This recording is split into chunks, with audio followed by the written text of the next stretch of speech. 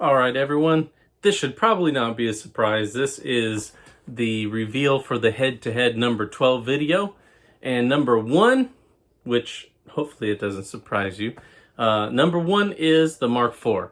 And that obviously means that number two is the rectifier. So this one was a really fun one for me because trying to get a rectifier and a Mark to kind of overlap and sound similar is very difficult. I spent a lot of time turning knobs and, exploring settings that I didn't really mess with that much, and, turning the bass knob up on the Mark series to try to get it to kind of fill in and sound wide, and, pushing the presence and things like that to make the rectifier be more forward.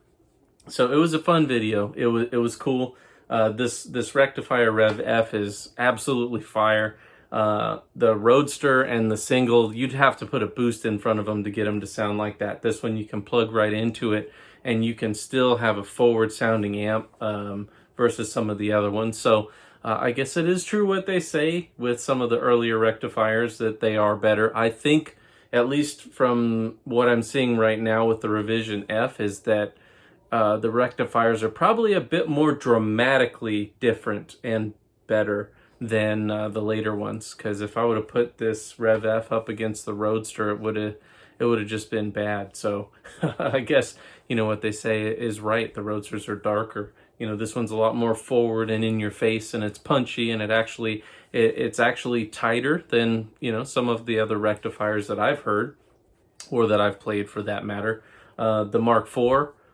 Even with the 80 hertz pushed almost all the way up and a bit more bass than usual, it still held its punchiness, which is super cool to see that. Obviously, if you have a Mark and you've messed with that bass knob, you can't get much out of it, at least in the high gain setting on the lead channel.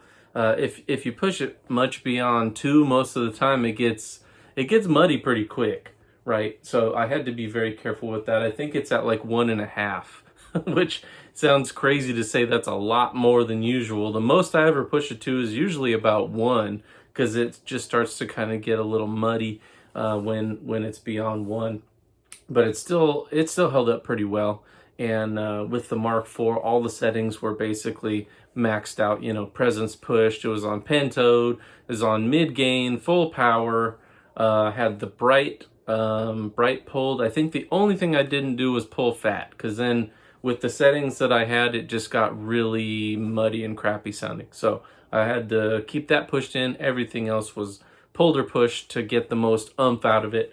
The rectifier, it only has what, 1, 2, 3, 4, 5, 6, 7 knobs, so it's a little bit simpler. But what that means is each knob is so much more touchy. Like, you move one knob, the presence, just a little tiny bit, and it's just like, it starts screaming at you. And it's like, holy shit, man.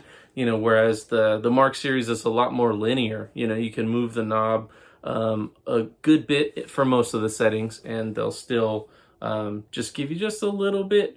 Whereas the Recto, not so much. You move it a little bit, and it's like, So yeah, this one was another fun one. Thank you guys for watching, and look forward to seeing you on the next one.